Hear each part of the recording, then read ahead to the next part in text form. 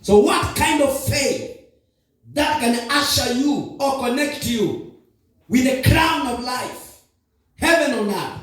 Bwana asifiwe. Ningetaka ukajue hii.